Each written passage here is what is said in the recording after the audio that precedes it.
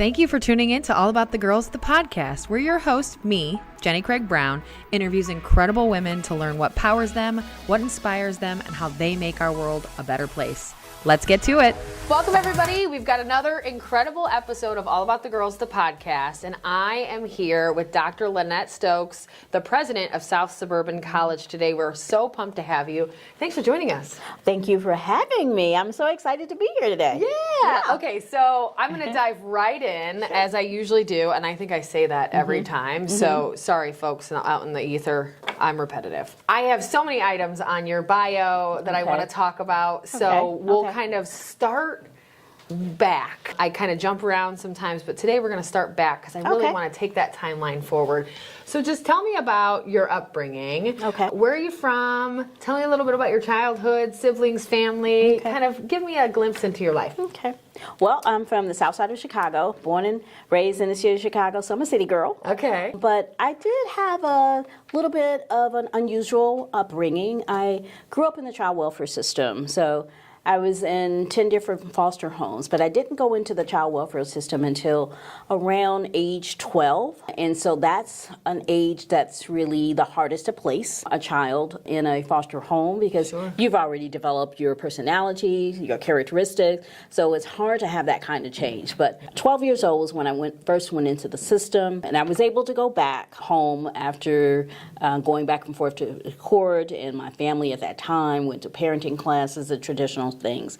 But then I ended up back in the system at age 13, which made it even harder to place. And at that time, that's where I ended up going into 10 different foster homes. But the last foster home was at 17, and that became my forever family and forever home. But the one constant throughout that period was school.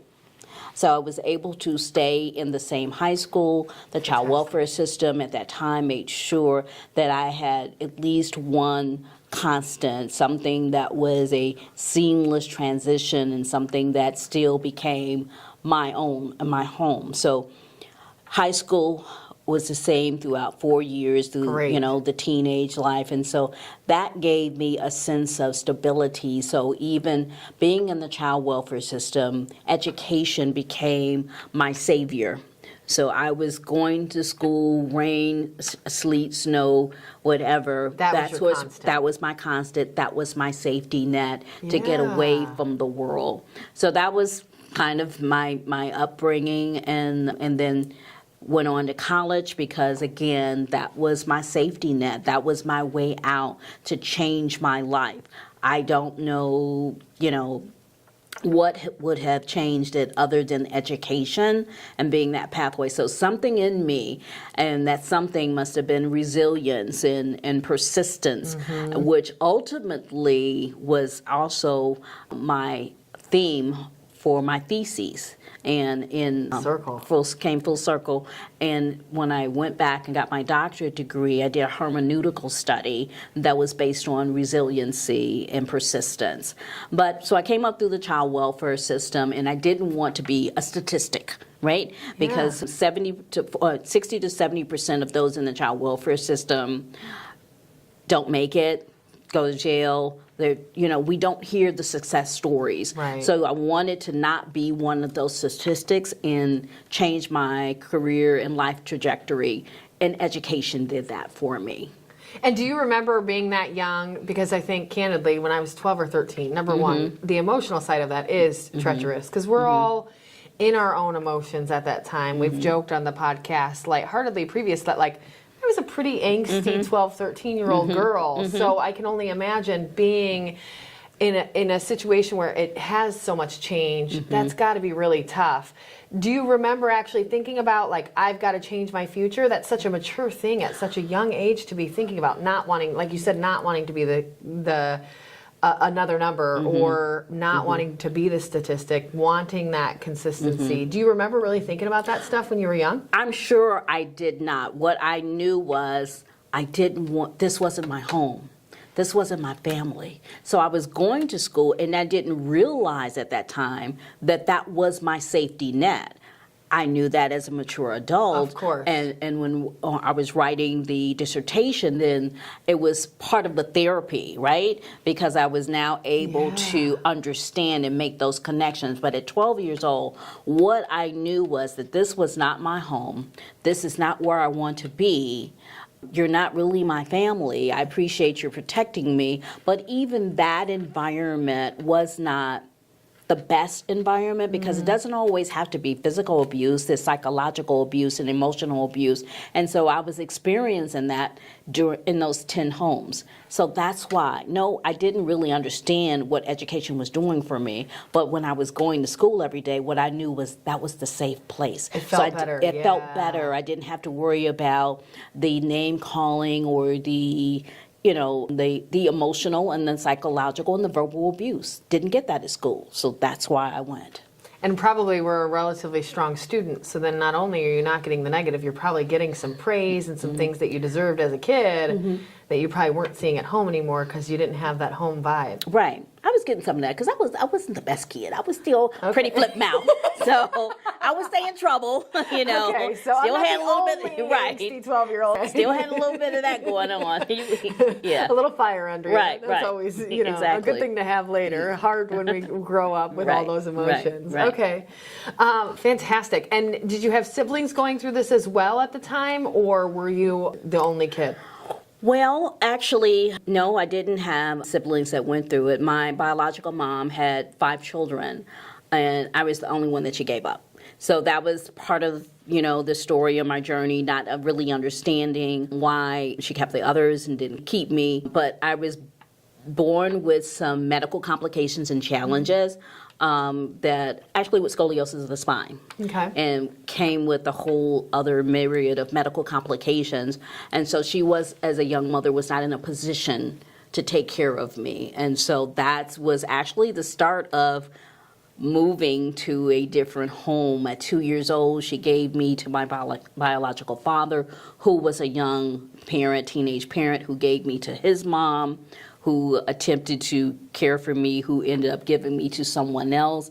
So when I talk about the 10 different foster homes, I'm not even including the relative care homes. Right. This is actually just the system-based homes, but not all of that other stuff that had happened. Exactly. Crazy. So I have biological siblings. I didn't grow up with them. As an adult, I got to know them, but my siblings are actually my foster family. Remember I said my forever home, Forever that 10th home, home? yes. Those are my siblies. Okay, that's fantastic. And you're still connected with them to this day? Oh, absolutely. Yeah. They wouldn't have it any other way.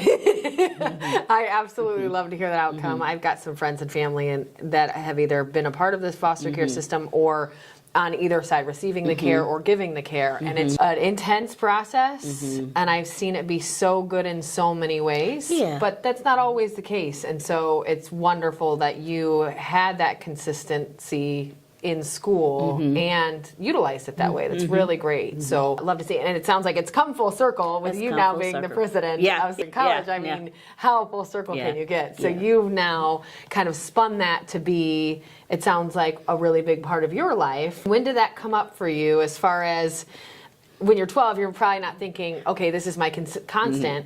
But you are going every day because it is your constant. You're just probably not thinking about it that way. At what point in that process did you say, education's a bit of my savior here? It was a long journey to get there, because this is actually my second career. Okay. I actually started off in child welfare at a private agency, it is McKinley Foster Care, training and licensing foster parents. So again, full circle. Yeah. What a wonderful outcome of your upbringing that you now are working within that system to help others. Right. Tell me a little bit about that career. I got my BA degree in communications, television production in particular, because I thought for sure I was going to be Oprah. Okay. or somewhere Yes. along that lines. And Love that. right. But television production, and having to deal with cameras, and I'm 4'9", I was like, okay, this is not the life for me. But so it came mass communications and more concentration on speech. And when I came out of school, I was just looking for a career path. I was looking like everybody else to get a job. I wanted to make money. I had my degree now. I was ready to conquer the world at 22 years old. And I interviewed for a tutoring position, and that young lady, she had got married, changed her name. So when I interviewed with her, I didn't realize that she was my tutor in college. And so she said, this is, hey, what, you want to do some training and foster parents? And so I ended up at Ada S. McKinley Foster Care Agency and training foster parents and preparing them to be licensed foster parents and I thought it was a really good fit for me. And didn't realize, just thinking, it's really still education, right? It really is. Because I was a trainer. I was Yes. teaching them and Yes. preparing them. And who better to do that, because I came up in the child welfare system.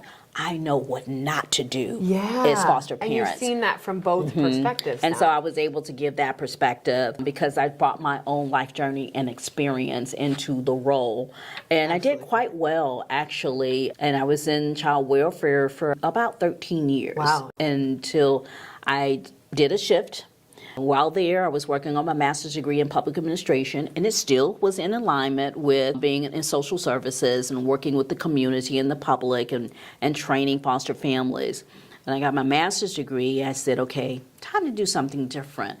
I want to get the doctorate degree, but what can I get it in? And quite frankly, I looked in a catalog to see what would align with public administration, what was the least resist pathway? Sure. And the quickest what way. What makes the most sense? What makes the most sense? Yes. And it was education. Okay. So when I went and worked on the doctorate degree in education, and that is when I said, okay, now I've got to get into education, and started teaching. Okay. Started teaching city colleges of Chicago. At that time, I was with Harold Washington College, but that's how I started, was teaching in customer service skills.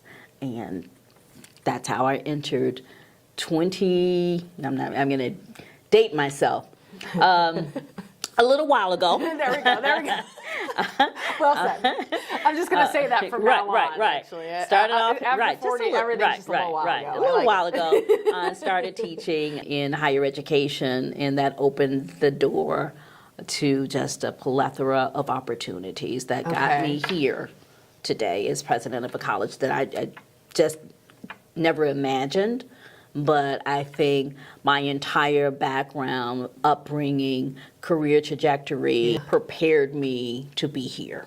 I completely agree. It does. It's literally a perfect fit that you candidly don't see that often. It's rare that someone has that full of a circle in their upbringing versus what they end up doing every day for a living. You talk about, kids when we're young, it's always about, what do you want to be when you grow up? Policeman, fire. How many times is something like even that on such a small scale and more or less something that's such a big part of your upbringing becoming part of your adulthood. Right. And you becoming a big part of that for them because it sounds like you made a big impact while you were within that system, but also within the school system too. I think it's just incredible what you've done. Thank you. So what made you switch into, so you were in the foster care agency for 13 years. What made you switch and get into the school? Again, when I went back and started working on the doctorate degree in higher ed administration, what's the point of getting a degree if I don't go into the field? Sure. And so that was, I was still working in social services, still licensing foster parents, but I needed to get in the door, and so I started off with teaching. Once I started teaching and got a taste of being in that environment, and I worked my way and finished up the doctorate degree. By then, that journey from a part-time teacher eventually evolved into a full-time manager, and I knew at that point that I wanted to be in education. So I'm in a cohort with other students who were school superintendents, who were principals, who had already were in the field of education, I took a different path because I knew I wanted to be in higher education. It takes a certain type of person Yes. and a temperament to be in K through 12, and I applaud them. I applaud them endlessly. Wonderful. But I knew higher ed was the track for me. I would be even scared of that. So God bless you, because Right. So you remember, so I started part-time with City College of Chicago. Okay. And so I stayed the course of that journey from teaching part-time, from non-credit to credit, to GED and ESL. Oh, wow. Went into management about 2 years after I earned my doctorate degree. I went into management as a manager of adult ed. 6 weeks later, because I took a leap of faith, 6 weeks later, I was appointed the dean over the program that I was hired in as a manager. that's incredible. So a lot of, if you are a believer and you're spiritual, a lot of it was divine intervention. It was where I was supposed to be, even if I didn't know the path. The path was already set, so things were in motion. So I ended up being the dean of the GED Adult Education Program, and a couple of years later went on to the credit side of the house as dean of instruction, spent some time in that position, and a friend called and said, there's a vice president's position at South Suburban College. This is everything that you already do. I said, I'm not interested in being at that level. I'm really comfortable where I am, and then still, more importantly, there was still work, I thought, yet to be done. You still had plenty to do. Good working relationship with faculty, some who had become, friends. Right. I had friends and colleagues at city colleges, and you're in a safe place, and I don't want to leave. And you're dependent upon already, and you have all this work that you have planned. And Still, it just seems like projects to still do. Right. At that time, I was with Malcolm X College. We were working on their new health science building and moving all together, a whole new building, which actually came into fruition. I was not part of that, unfortunately, because what happened, fortunately for me, I did go ahead and apply for that vice president's position of academic services 11 years ago and got the position. But that prepared me for where I am now as president, because if I had not applied, I would never have gotten that position. And 5 years later, I wouldn't have been in this position, which now has been 6 years. It's another sense of kind of divine intervention where you took that leap just for some reason. And how'd you feel when you were applying? You're like, was it like, maybe, or was it like, this is kind of a joke? How'd you feel applying for that position at that time? I was very apprehensive. I wasn't sure, and sometimes it's not a bad place to be when you're a little bit afraid and you're a little bit hesitant, because it makes you work harder. It makes you study harder. It makes you prepare harder. So I didn't take anything for granted. Any of the positions that I've gotten. What has been, I think, has helped me in the success is that I have a pool of resources of professional men and women that are my go-to. Sure. So to prepare for the interview, I applied, but I had prepared. We did mock interviews. We did research. We looked at the job description. So I was going to come in the door prepared to knock it out the park. No matter what. It didn't matter who I was competing against. It didn't matter. I had to tell myself that, why not you? You are equally as ready and prepared as the next person. So I had a team of people and really good friends, one who was the dean of student services, one who was assistant dean, one who was the vice president, because my vice president at that time, I confided in her and said, hey, can you prepare me? I've been, extended an interview. So they prepared me. We did mock interviews and, questions they could potentially ask, preparing me. What is Higher Learning Commission? What is ICCB? Illinois Community College Board? What are the kinds of questions that they're going to ask? And I tell you, when I interviewed, everything that we thought that they were going to ask, they asked. How that had to feel so good that you were so well prepared for it because of all of that research and input and prep. That's incredible. And I tell anybody, you don't have to be the expert. It's about the preparation. Yes, well It's said. about the preparation for the journey that you're about to take. And, you just can't compete for that. And even if you don't get the job that you think you want, just going through that experience has prepared you for the next level. Yep. Yeah, so. And how do you feel like throughout that time, even up to today, from when you were young, like little kid, what made you, or do you think you know what made you so level-headed? If you think about, like you said, at 11, 12, you're maybe not thinking about your constant, but you are attending school every day. You're not making those bad decisions. You're not getting into the system, if you will. But then you continue that as you grow, which I think a lot of people get into that as they grow, but it seems like you had it a little bit as you were already when you were young, and then just carried it and grew it as you grew. What do you think made that within you? That level-headed, right decision-making type of personality? I don't know if so much it's level-headed, but I'll take that. But, you know, people are not nice sometimes. People can be really mean and cruel. And so I experienced a lot of that coming up, even as, you know, as a child. People always made reference to my height. I'm 4'9". It is what it is. I'd love to be not 6'9", but I'd love to be a little bit taller. Right. But people always associated it with being really negative. And even some of the foster homes, I say, if you're this, you're smart, you're attractive, but if you weren't so short. And so every time people would say, the what if, you would be so much better. I think, you know, suppressed thoughts would say, I'm going to prove you wrong. Yeah. Even going through school, the same thing. If you weren't this, if you weren't so short, if you didn't have this, you would be so much more. It's like that thing that makes you imperfect. Right. In their eyes. Even in my doctoral studies, I had a professor who asked me, why are you in this program? You're not a doctoral candidate. I don't understand why you're even here. But just because you told me that I shouldn't be here and you questioned, I was determined that I was going to finish. It almost did the opposite for you. It did. And so just throughout the life journey, when people told me that I couldn't do something, I was determined to make sure that I did. When I finished my doctoral studies, I went back to him and said, you remember me? Oh, gosh. I was the one who said, you told me I wasn't going to make it. You wonder why I was in the program.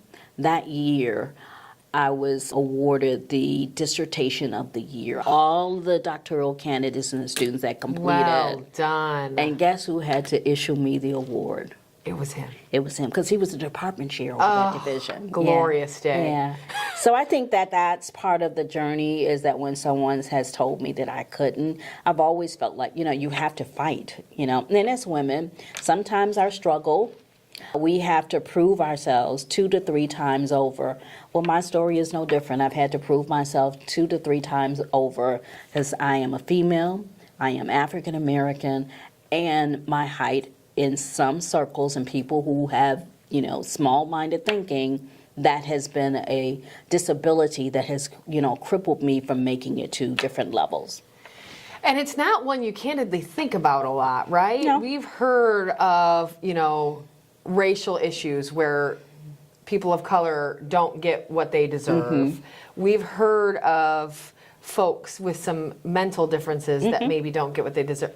Height has never been one where I just don't even understand, and I guess I don't understand any of them, so maybe that's the reasoning behind it, is that it doesn't make sense, and that's inherently true. That's so crazy to me that someone cares how tall you are. It's just such an interesting, and it's been my life sort of ignorant, my life experience.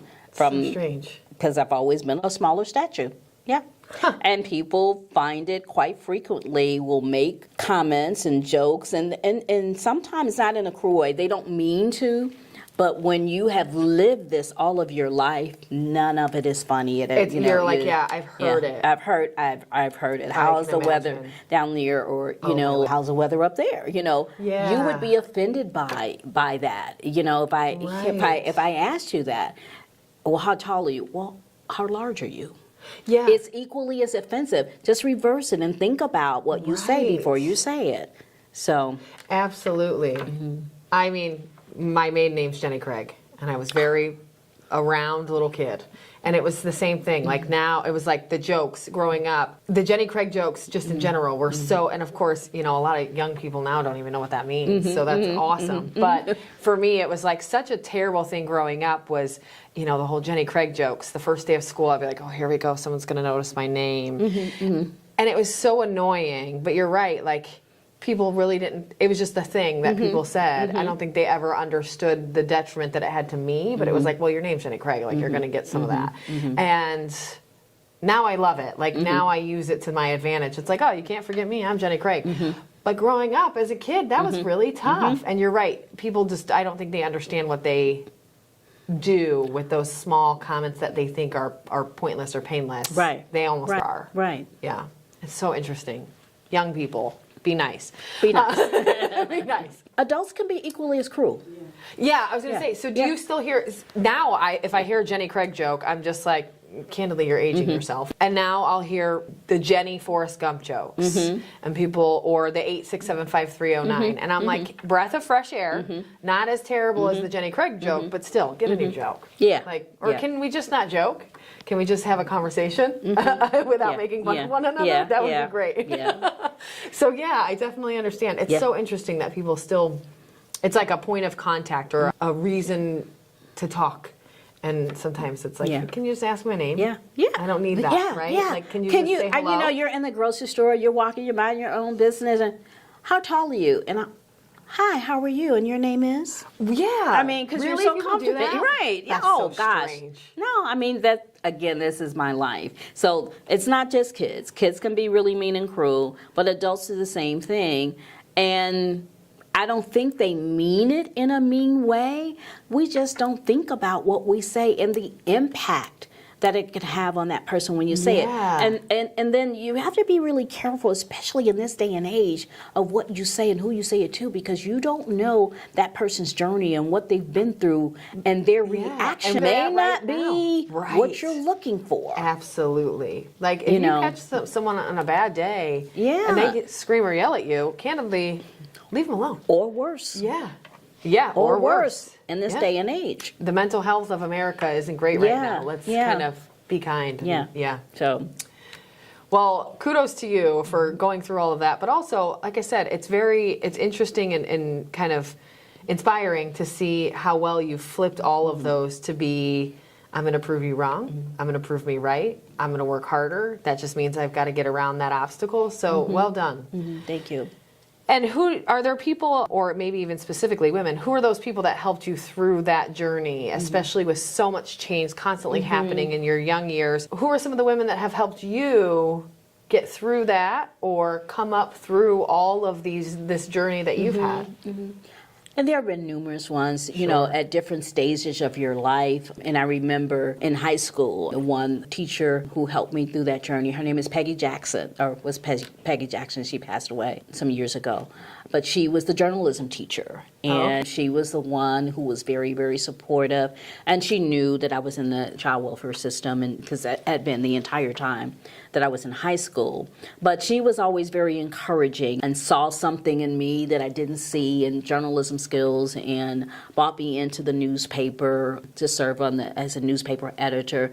But she was the one who was always very positive and very encouraging, and actually took me into her home for a short period of time when during the interim period and they were trying to find me a foster home placement. She took me in temporarily. So Peggy Jackson, Amazing. She also was instrumental with me getting a scholarship to Northern Illinois University. That was my first stop of college. I took the scenic route to college, but it's okay. That's, right. Maybe even better, right? It was even better, Yeah. maybe even better. So that was, you know, through the school years, and I remained in contact with her. Then I think from there, I think in my career, there have been many those who supported me in that role. Carol Wynn, again, she has passed on also, but she was the director of A.D.S. McKinley Foster Care. But she was very, very supportive, and again, was like was always very encouraging about my career, about going back to school, how I could use my talents, how I could tell my story. But she was very influential. And then in college, Dr. Judy Gowan, she was actually my dissertation chair, but she was very supportive. And I think she was actually the one who nominated me for the Dissertation of the Year award, and still had conversations encouraging me to write a book. But she was very influential in my life. In higher education, when I came into City Colleges, the one lady, a young woman who has been so impactful and was just such a powerhouse in education and administration and mentorship. Her name is Zeri Campbell.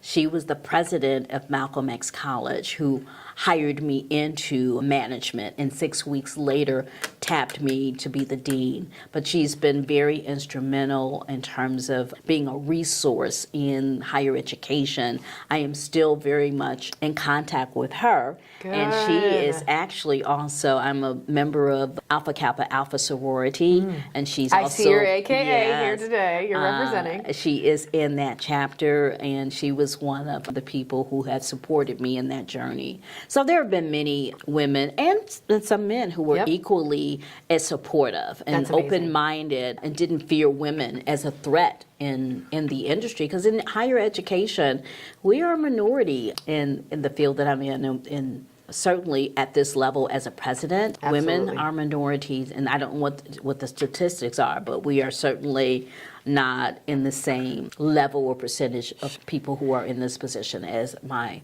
male counterparts. And probably some brush off of women and some maybe concern for, like you said, the competition, or where they're a little nervous about us. So either way, either we get brushed away because, oh, we're not good enough, or, ooh, you might be competition. I may be a little, nervous about that. Okay. Interesting. Those are great ones. It sounds like you've kind of got folks that you've rallied with through time that have kind of come to support you and vice versa. And then, there are people who come into your life for a season here or there, and come. So there are many other women who I've looked up to, who have been very supportive, and I consider, as a resource right there in my own backyard at the college, very, very close friends, and I consider as a resource because of their professional background, their knowledge, and they're very grounded. My Vice President of Academic Services, Dr. Tasha Williams, that's my go-to, that's my right hand. The Vice President of Student Enrollment Services, Devin Powell, that's the other right hand. So, it's like an orchestra. We all have different instruments that we have to play to have this one common grand finale. And so I use all of them as my resource, and I'm hoping that they see me in the same vein. Yeah, absolutely. And I bet they do, as some sort of mentor or something in their lives as well. And that's candidly, this whole All About the Girls movement, whether it's the podcast or the event itself, that's what it's about for us. Is I want to help create that space for anyone that doesn't have it. Yes, right? You're right. There's so many women in our lives that either feel kind of out on their own on an island, or they have that one best friend, but maybe that best friend, your best friend doesn't always have to be a mentor, right? They can be someone that's a great friend to you, but depending on where you both are at in your lives, maybe she can help you, maybe she can't, and vice versa. Right. And so how do we create a space where, number one, everyone belongs, and number two, we can help one another no matter where in that journey you're at. And I think that we're working on that. I think it's going really well because we do have so many people, yourself, Dr. Amy McCormick from CCSJ, she's been on the podcast. Dr. Vanessa Allen McLeod from the Urban League, she's been on the podcast and the event. There's so many folks that I've gotten that have mentored me that I have looked at either as a mentor or some sort of connection that's been impactful to me. How do we give that to everybody in the group? And I think that we need it. We need more of that. We all should have that feeling, and if we don't, we should have a place that we can go seek out. Yes, absolutely. Now tell me about South Suburban College. So we talked off camera. I've been, of course, a couple times for meetings, or I did a social media boot camp at your spot for the faculty. Tell me about, this, we'll launch this right before school starts. So the 2024 to 25 school year. What's upcoming for you? What are you most excited about? Anything you want to share about the school specifically? Okay, yes, yes. When I came into the position as president, one of the things I tried to coin about our college was that we were the premier institution of higher learning in the Southland region. I know there are other schools out there, Sure. but we only care about South Suburban College right That's now, what you're right? here for, right? And so, but we're a traditional 2-year institution. We offer 5 different degree pathways: the Associate of Science, the Associate of Arts degree, Associate of Engineering, our Associate of Applied Sciences, which offers maybe nursing, occupational therapy, physician assistance. So there's different pathways that we offer. And we're predominantly Black institution, a PBI institution. That's what predominantly Black institution. It's like you have your HBCUs, which are the 4-year institutions. Also have schools that have been designated as HSI. As a PBI. We are now recently also an HSI institution, which is Hispanic Serving Institution. So we have that designation. And the significance of that is that now we'll be able to apply for grants and things that are targeted toward that population and making sure that their educational journey, that they have the access and the resources just as we are a PBI institution. But what makes us different, right? What makes us different from any other community college is our faculty and our staff, that welcoming environment. And we are very intentional with the curriculum that we offer, the different pathways that we offer, because the courses and the degree pathways that you have in the Southland region maybe look very different than what you have in the northern part of the state.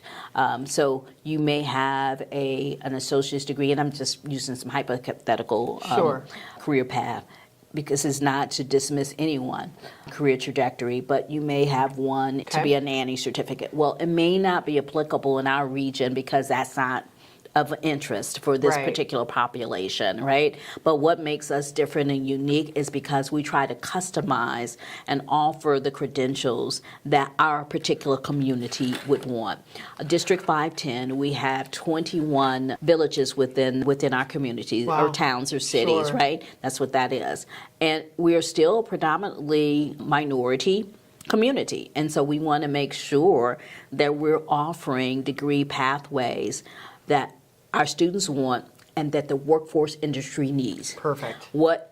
What COVID taught us, if nothing else, is that there was a shortage of healthcare professionals, Absolutely. right? So we have a pretty robust healthcare pathway. So we're training the next workforce. Fantastic. So that's what makes us different. We do offer a whole plethora of pathways, but some of those critical ones are what the community is asking for. Sure. One of our need. It's the need, and one of our newest pathways that has been absolutely amazing for our community is our barbering college. Okay. And tell me, I've heard some whispering. Some people were talking when I was there recently. It seems like a lot of people are really excited about this as well. Right. It is absolutely amazing, the barber program and how well it's taken off.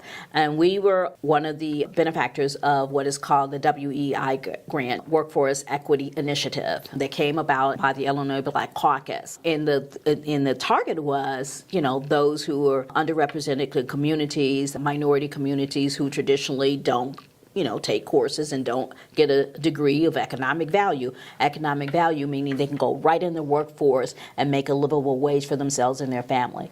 But Barber College, we were able to get the seed money to, first of all, you have to create the infrastructure. So we created a barber shop that is absolutely amazing, state of the art. I think right now it services like 12 stations, but all of the state of the art equipment. So our barber program is an advanced certificate program, and which completed in 3 semesters. And those students are prepared to sit now for a state licensure. They can go out once they complete the program, graduate from the program, get their state license, and go out and make up to $40 an hour. Wow. It has taken off like amazingly so. So much so, we also now have a mobile barber unit. So we repurposed a van, and this was all through the grant funds. Great. Repurposed a van, and when you walk into that van, it's like being in a mini barber shop. We have the widescreen TVs, we have 2 stations. stations. We have the mobile water, so because you have to have the water to do the cuts and everything. It's amazing, and the great part about it is now we can get service hours for our students who go into the community, who can go into a nursing home with seniors who are not mobile, and offer them free cuts. So they're getting some reps in, they're getting some practice, and they're serving the community at the same time. But the space is absolutely amazing, and it allowed us to expand also our partnership with our feeder high schools. We have 3 school districts within feeder high school districts within the college district, and it's District 215, 205, and 228. And of those feeder high school districts, there are 9 high schools within that district. And 2 of those high schools right now also have a barber program. So what makes that really cool is that we can offer dual credit course offerings. So those high school students who are taking barbering, we articulate the courses with our credit courses, and so they're taking the program at the high school, but now they're getting college credit. This is awesome. It's awesome. We had 2 students last year, I believe it was last year, that finished the program at our college because of this dual credit articulation, took the state licensure, so they completed high school, but also with a degree in barbering. Really? It doesn't, yeah. And so they completed both kind of at the same time because they did so much in high school. Yes. They were able and that to do kind of partnership is really what you want. But that's who we are at South Suburban College. And, we have faculty and wraparound services with counselors who support both the academic and the non-academic journey. So the best marriage is between that academic and social engagement to have a well-rounded students from the beginning of their journey to the degree or certificate completion. That's who we are at South Suburban College. Well said. That's absolutely incredible. What a fun. And when did the barber program come into play at the schools? Your own college first and then within the high schools? I think one of the high schools they didn't have their program first because we share. Yes, right? Yeah. We play nice in the sand. I love that. And so they knew we were getting the curriculum, so we've shared some of our curriculum. But I believe District 215 had theirs not at the same time. We had ours first, but shortly thereafter, their program was approved. And District 205, which is Thorn Ridge, Thornton, and Thornwood High School, they just have their curriculum approved this semester. Okay. And so, but so working, getting into even more, Yeah, and so it's taken off. And when you think about it, those proprietary schools, because you hear about those schools that offer, the cosmetology training and licensing and barber, but those schools cost $30,000 to $40,000 a year. You can come to South Suburban College and get that certificate, that three semesters, go through the barbering program, and may pay $15,000, a fraction of what you would pay at a proprietary school. And are work ready. And are work ready to go right into the workforce. And what's even better, because for those who want to go on and get the business part and business arm of that, can go another semester and get the Associate Applied Science in business to prepare them to own a barbershop. Amazing. Because now they get the accounting, the business practices, business and side just the of business that. side. Yeah. One more semester to get the Associate in Applied Science. Yes. Oh, well done. Okay, that's fantastic. And I think I'm an Ivy Tech grad, and what I learned in those schools is I had friends that went to really expensive four-year colleges, and you probably mixture of them. I was the most work ready, and I feel like that's what these local community-based colleges do, is they really do make it to where you can go get a job. Yes. And I had friends that have four-year degrees, same as mine, but I had the two, and I was much better off to be in a work setting. I probably didn't get as much art history maybe, or something that wasn't as meaningful to me, but I felt much more confident going into the workforce. And it sounds that's exactly what you guys do and what you're focusing on. And that's what the communities that you serve need. Right. I mean, this is what we need to be able to, like you said, what's the need and how can we teach our students to those things so that they can go out and make an impact in the community. And that's what you're doing, and it's amazing. Yeah, it is. And it's very rewarding work, because certainly you're not in it for the money at some levels. But Yep, I right, think you're right, yep. But but with the community college, while it's important to have those partnerships with the workforce industry, so those students can go right into the workforce after degree completion, it's equally as important to have those partnerships with four-year institution, because not everybody is going to get a career and technical education pathway. Some still want to go on to a four-year institution. Sure. It's wonderful to start at a two-year community college because it's accessible and it's a cost savings. That's where the Associate of Arts degree and Associate of Science falls in. So it's important to have those partnerships with the four-year institutions. Like we have great partnership with some of our four-year institutions that serve as our feeder institutions of higher learning for our students. So, for example, Governor State, we have a first-name basis with Dr. Cheryl Green, who's the president there. But we have something called a dual degree pathway. And so our students who are at South Suburban College do a two-year program, Associates of Arts. They get accepted into the dual degree program at Governor State, that now they're assigned a counselor at the Governor State, and then they're in a program. So when they finish with us, they go right there. It's like set up already, or right it's in. a seamless Okay. pathway. And we have a court ceremony coming up in a couple of weeks where those who are finishing at Governor State also finishing with us, because there's also something called a reverse transfer. So it's a wonderful partnership that says they respect and support the value that students get and preparing them to transition to a four-year institution. So that's an example of the partnership we have at Governor State. We have similar articulation agreement in partnership with Chicago State, with Northern Illinois University, so and all of the state colleges. So those workforce partnerships are great, but it's equally as important for our students to have those partnership with the four-year institutions. Yeah, and then whatever they want for their future, they have the outlet through you guys. That's correct. To go in any direction, correct. force, four-year, whatever it is. Right, And right. the seamlessness of that sounds really important too, because I think I remember those days, it was a long time ago, I won't age myself either, but it was a long time ago, and it was scary, and same thing, like I said, I went to school for graphic design. It's not what I'm doing now at all, but it created a strong path for me.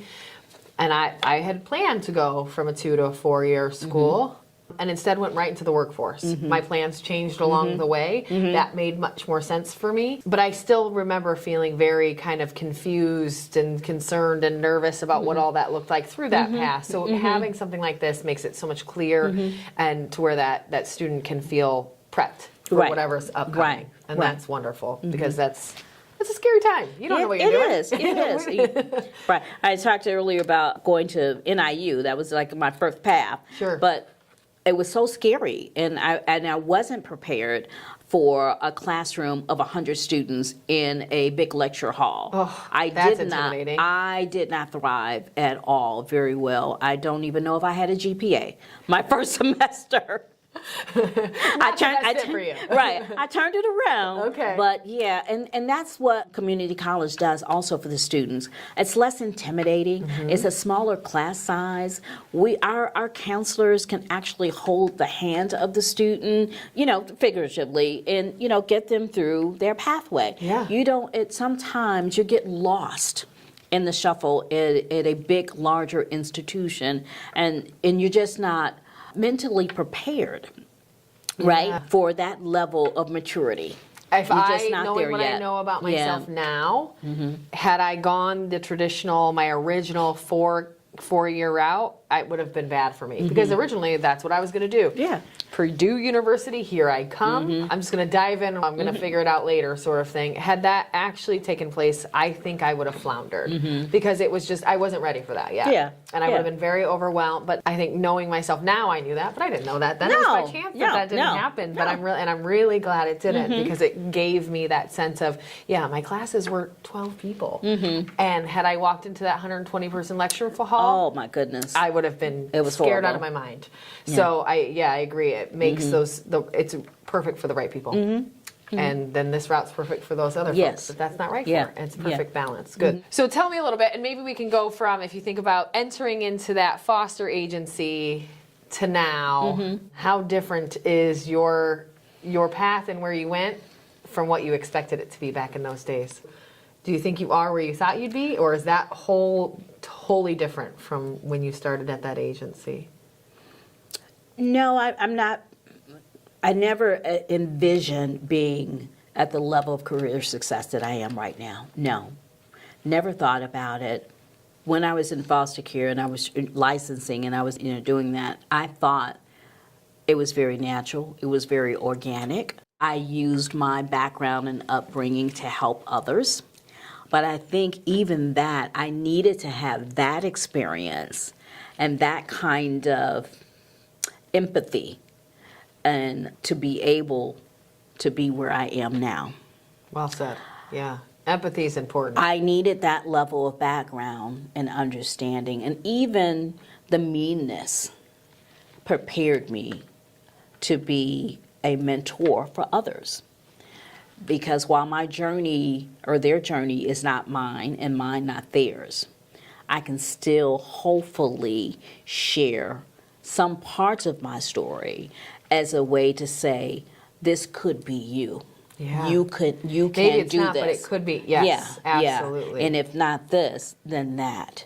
Don't let this define you or stop you from being the success and the greatness. And that could be you- a great yeah, example of that yeah, too. Yeah. And I think young people need that. They need to see, because you see in the news or the negative world all of these examples of what happens on the negative side. Yeah. But oftentimes we don't have that person that went through our journey and came out on the positive side. So how do you find that? And I think Right, that's exactly what right. it was. I don't know if you're familiar with the understanding of emotional intelligence and leading with emotional intelligence. I think that experience in the child welfare system and mental health, as I was in mental health for a little while as well, and that it is connected, but it helps now lead with emotional intelligence. So I can sit in front of faculty member and talk about curriculum and talk about synchronous and asynchronous courses, and I can flip it and talk to my students and just have everyday banter and have an understanding. Not everything is black and white. So I can see Absolutely. outside of this box that, everybody doesn't have the journey or the same privilege that some have. So we have to think about, is there another way to connect? Is there Yes. another way of getting buy-in and galvanizing those to come together for a common cause? That's leading with emotional intelligence. Is that you're sitting So back, you're smart. reflecting, you're thinking, you're listening. And taking before some you- of their emotional, Yeah. you don't know their emotional, maybe where they are emotionally, Right. but with your education and what you've gone through and all of those things that help you lead with Mm-hmm. that intelligence, you can say, okay, what are they saying versus what's real? Right. What are they saying Right. versus what are they trying to tell me? All of those things that you can come at, that's something that's been hard for me, I think, on the management side as I lead a team and learn to lead a team.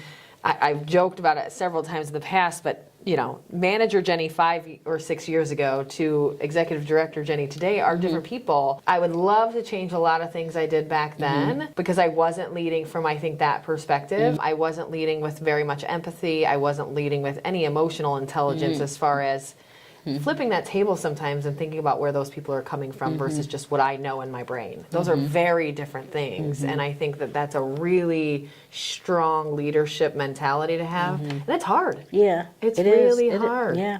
Because sometimes those youngins just make you real mad. But they're Right, coming right. from 75 Yeah. different things. And it's just the same as, being a foster parent. I've got a friend that's a foster parent.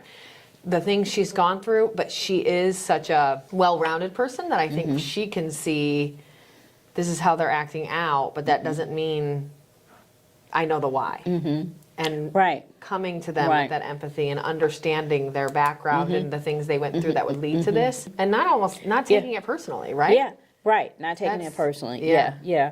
And even now, I still get I get students probably maybe once a week that come to my office, and I need to see the president right now, and this is why. And I tell my people, it's fine. I'll meet with them. Why?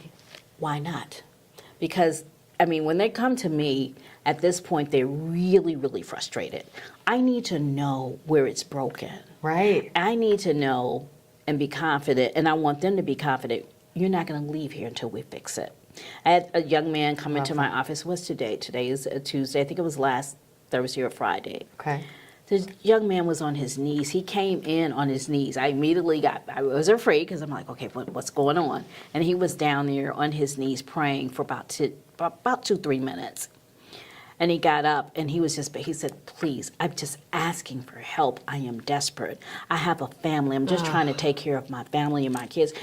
But what gets that person to that point? Yeah, how did you get to that level? How did he get to that level? Where did we go wrong that this person came to my office on his knees in tears? Yeah. I said, he will not leave this school without us fixing it. Amazing. You know, and that's the spirit and the kind of leadership that others should have.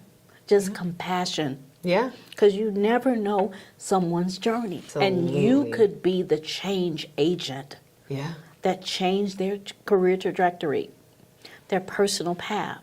Not just for them, but their family. He said, I've got 2 kids. This is all I want to do is go to school and have a better path for them. Oh, amazing. So And we want to stop right there. Look, everyone's getting emotional now. I can't even handle it. But that's well said. Beautiful, beautiful, well said words. You're making a big difference. Thank making a you. big difference. I certainly hope so. You really Yeah. are. Yep. Okay, so let me see. Where are we at here? I mean, I'm going to bring this one up with the caveat that I'm fully aware of how much you've already given me, so you don't need to say additional. But we always talk about significant adversities and obstacles we've overcome. For you, I'm assuming that your main adversities or obstacles that you've overcome are the ones you talked about. The differences of height that people seem to have a problem with, which still seems crazy to me, but it's not false. Or that foster care system that you rode through and went through, and having those different foster care homes, especially at such a high level. 10 is a lot, right? Are there any other obstacles that you have that you wanted to discuss? I'm assuming those are it, but I don't want to assume.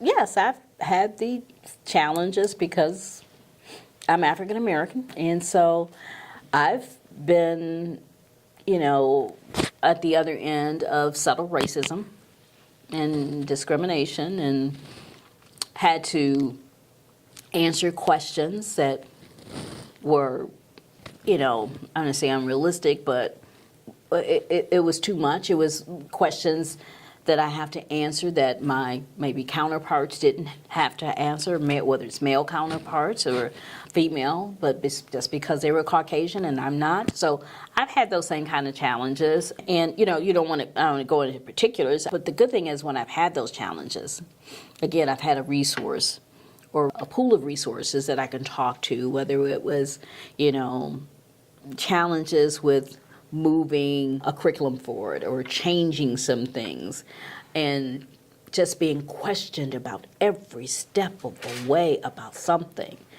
It can be really frustrating.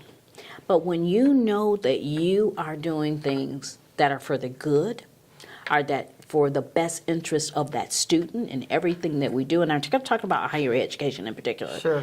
is based on the student and keeping the student at the center of every decision, that's what makes you keep going.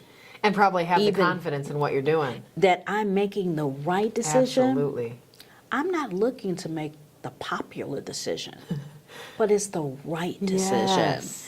And so that's what you have to constantly remind yourself and about the work that you're doing when you're coming up against these challenges. And you know that it has nothing to do with anything except that you're a woman and that you're black. Because those who are questioning don't look anything like you. So I know that's part of it. Yeah. And as I said, it's that subtle and hidden racism. And because you're the change. At my institution, I'm the first black female woman that has sat in this seat as president when I was appointed in 2018 in the 91-year history of the school. Wow. That in itself says, I'm going to have challenges. Because when you're the first in anything, you can expect that. And when you are the first have pushback, going to have woman struggle, or the first African American, you're going to have a struggle. Yeah. And so you just have to figure out how to navigate around that. And one of the ways is to align yourself with people who are having similar challenges, Yep. who are the first in some of those areas, who is also a female, who's also African American, and then have real conversation with those who are challenging. Bring discussions about racism, about diversity, about equity and inclusion, and what does that mean to you? Yep. When you are a person who is not of color, but your audience is 70% color, how do you change your way of thinking to still promote academic and social success? And you have to change. And you your way of have thinking. to change. It has to happen. And so we have opportunities for professional development and to have those uncomfortable conversations. Good. And so, yeah, those are some of the challenges I face because I am a woman and because I am black. It's the reality of the world in which we live in. And now our world has given us carte blanche that it's okay to discriminate. That's the world that we live in right now. And that's really unfortunate. So my journey and struggle is no different than any first in the entertainment industry, healthcare industry. It's just a different industry, but our challenges and adversity that we face are sometimes the same. Mm-hmm. Yeah, it's sad, but you're right. Yeah, you're absolutely and nobody correct. really wants to talk about it, and certainly they're not going to admit it. and it's Well okay. said.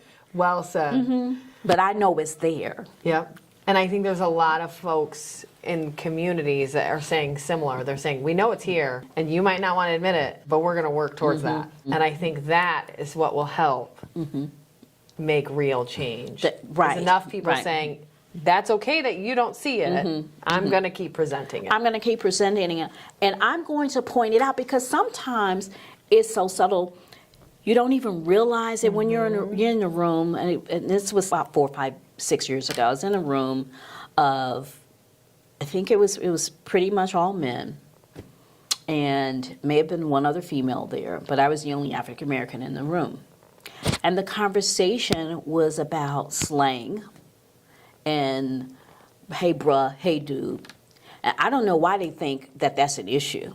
And I don't know why they're accusing me of racism. I don't have a racist bone in my body. I don't know why they.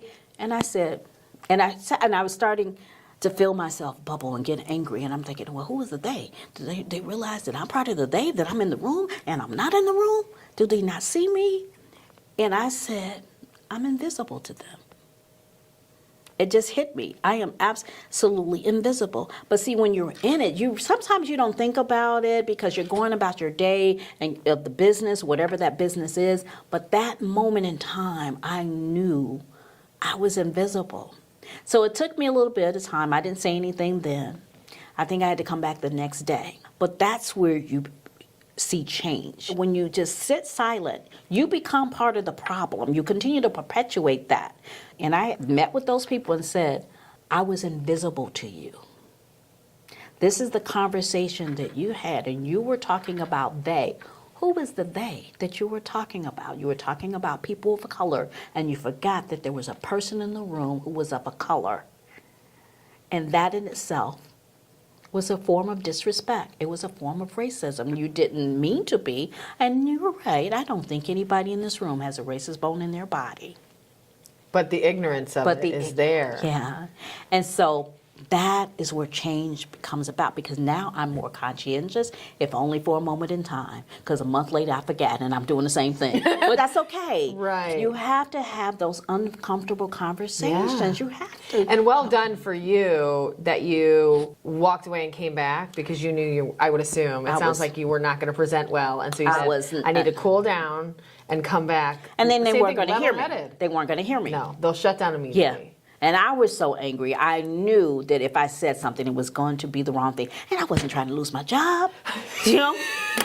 I am learning about this probably more, obviously, not based around people of color, but based around being a female. There are many times where I will go to a 10, and now I'm learning now to not do anything when you're at a 10. It doesn't make sense because they aren't going to hear me. It's not going to get the effect I want. I'm not going to communicate what I want at the end of the day. But that's a really hard lesson to learn in any instance.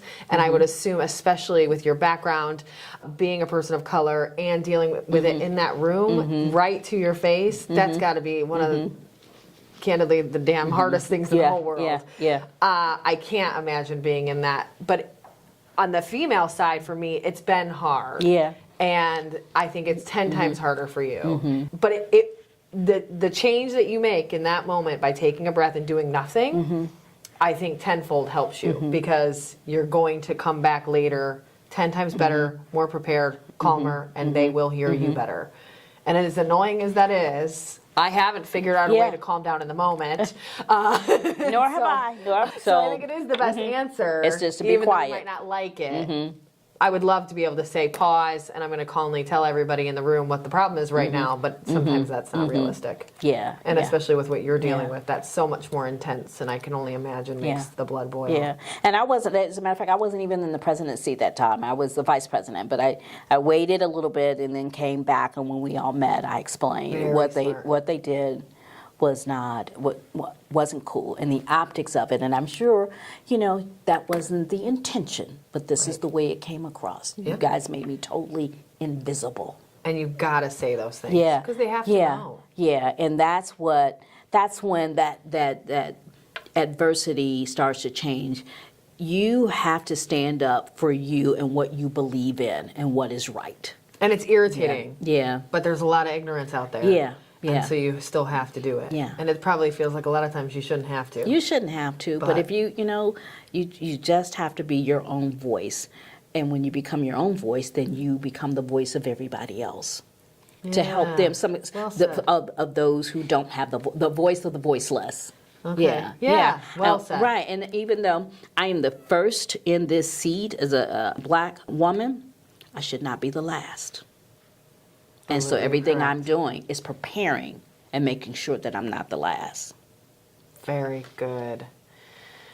So let's take a bit of a left turn here. Let's talk about your life now. So you're obviously in this wonderful position. It sounds like it's a great fit for you, but it's also a wonderful fit for the community and the school itself. I think those are fantastic. So tell me a little bit about you now. What do you do for fun? How do you get out of that work world and enjoy life a little bit? What do you do there? I haven't done a great job of that. Okay. That work-life balance. Is that the first time I heard it on this podcast? That work-life balance, it's really, really hard. I mean, at this level of any career, you're a CEO. Ultimately, I'm a president of a college, but that is the chief executive officer. And so and while you have a team, ultimately the accountability falls on you. And so that's where, my board comes in, and they're really insistent that I have a more balanced personal life, and insist that I take some downtime and vacation time, and even if it's a what do you call it, staycation? And so they're very supportive of that. But some of the things I do have 4 trips planned this summer. I mean, this year. And so I try to make sure that I'm intentional about stuff like that. Trying to get better at You're those trying things. to get better at that things. You want to enjoy life. You want to, do fun things. So I do like to travel. I'm afraid of flying, but I do. I mean, because that's the quickest point from A to Z is air travel. So, and how bad is it for you? Like, Just really nerves? Is it, oh my I need God. 3 Xanax to get on the plane? Well, not the Xanax, but I will pop a Benadryl, you know. I haven't tried Something this yet, but simple I'm going to do right, this, 'cause I'm simply the same. over the counter. Yeah. But I'm very anxious, I get really nervous, and I'm very methodical. I tend to think of that movie with Jack Nicholson, and just where he was turning the locks 3 or 4 times. Oh, and, yeah. You know, What and is so, that? I can't think of. What is it called?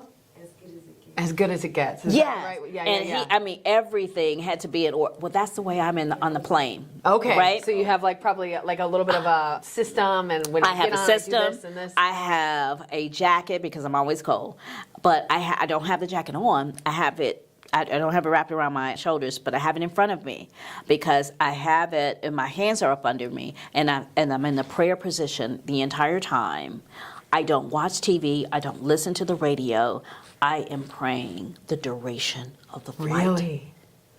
You really are nervous. I am very I want nervous. to fix this for you. And I don't when know how. and, and when people want to talk to me, who's sitting next to me, I'm looking like, is she really trying to? Oh, I got sat next to one of those. And people. and I'm like, no, I'm okay. And I close my eyes, hoping and praying that they get the signal. Yes. But I'll be kind.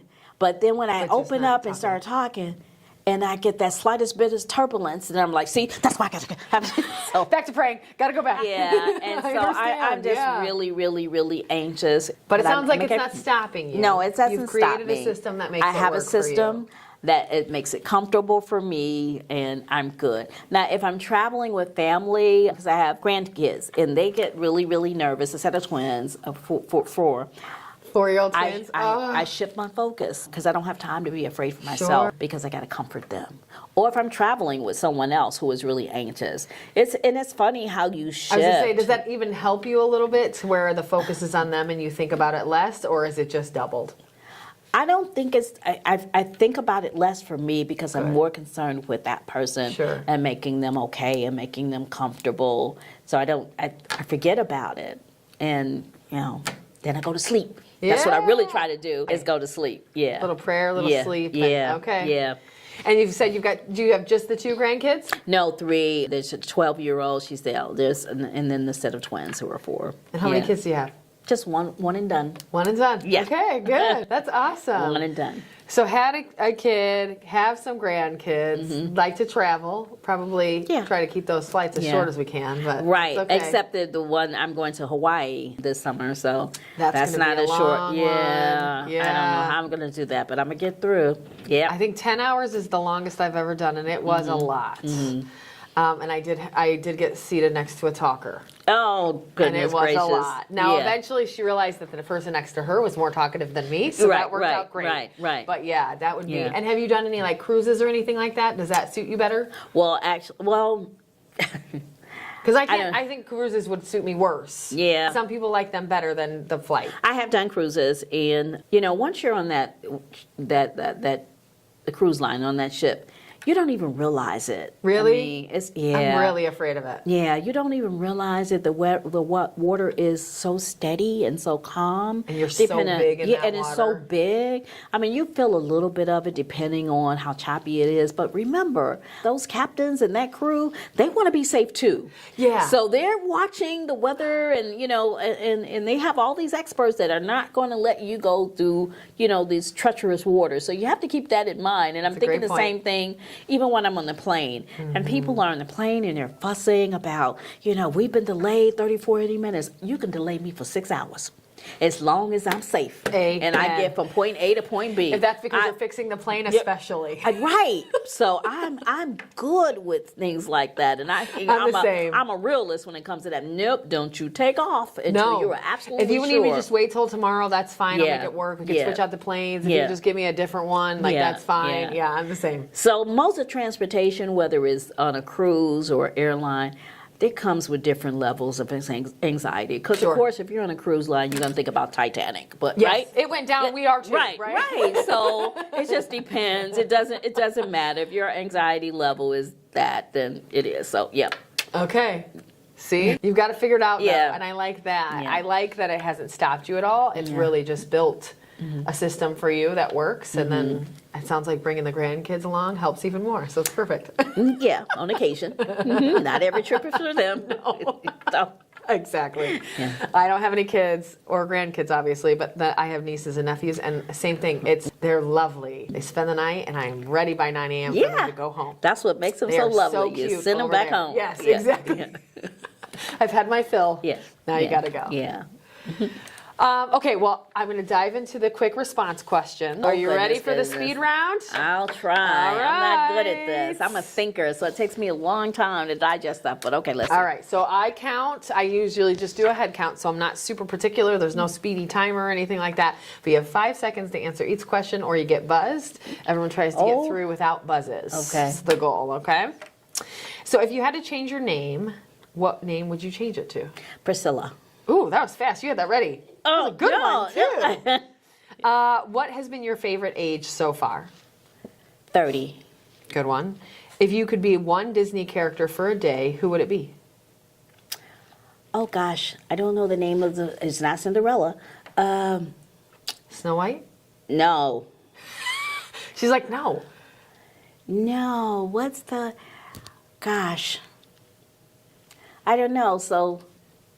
Well, I can't I buzz you can because see you know her. the name, but you just can't think of it. It's not Aloha. Oh, is this for Moana? Moana. There we yes, go. Yes, Okay. yes. I was Aloha. like, is it from that Aloha. movie, Moana? Oh, yeah, that's the name. Yes. Very good one. This is a very timely question. You're boarding an airplane right now. Where is it going? Dallas. Ooh, you like That's Dallas? my first. Yes. Okay. I have a niece there, so I'm excited about seeing her. She lives there, and I don't see her that frequently. So this yes. would be a perfect trip. What is your favorite article of clothing you currently own? Oh, shoes. Well, if you're considering that part of the Yes, wardrobe, of course. Shoes have to be in. Okay. Oh, my God. Shoe fan. Oh. And are you like heels? Of course.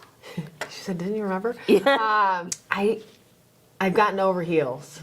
In my 30s, at some point, I just said, these hurt my feet a lot. Do they not hurt your feet?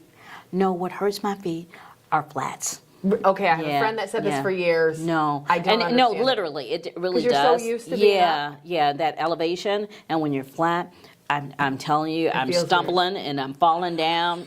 No, I have a friend, and No. this literally happened to her. She 6-inch stilettos every day if she could. She loves heels. She was in real estate for years. And I'm not kidding you. The one day her son called from school, he needed something from school. So she rushes over there. Well, she just puts on, she's in jeans, she just puts on some sneakers.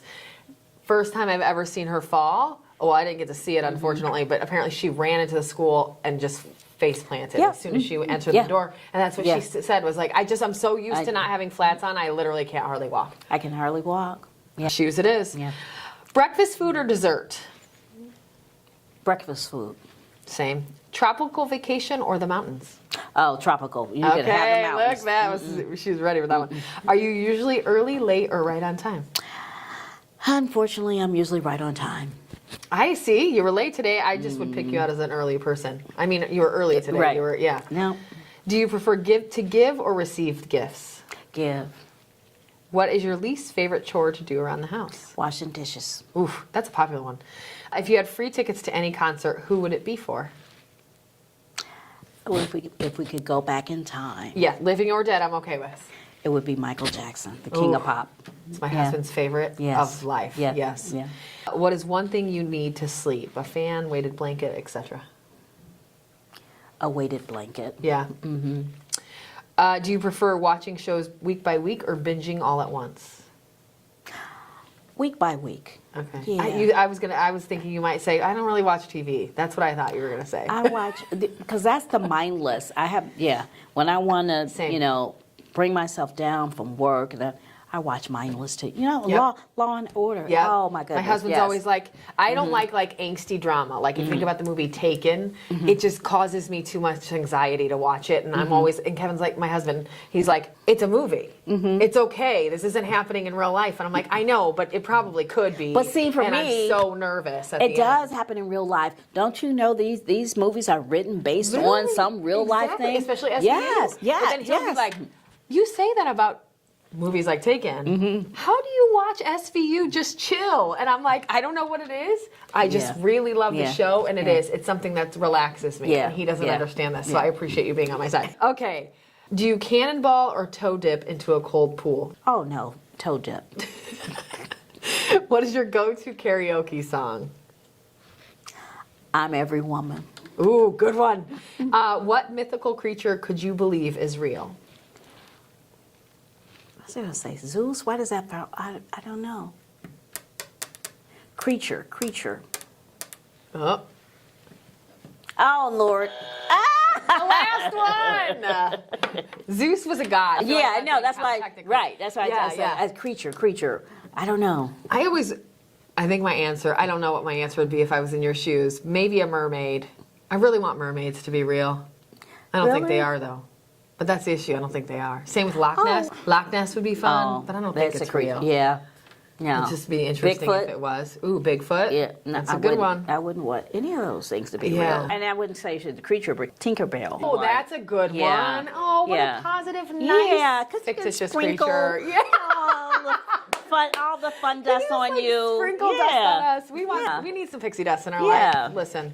I love that one. See, you made it. One buzz, last one. That's okay. So to close out, is there anything else that you would like to mention? And then how do people connect with you and South Suburban College? Anything we didn't touch on, and how do we connect? Well, we didn't touch on a couple of things, but our new Allied Health and Nursing Center. Ooh, yes, tell me and more. we were granted $52 million. It's a $52 million project. That's part of the Reinvest in Illinois.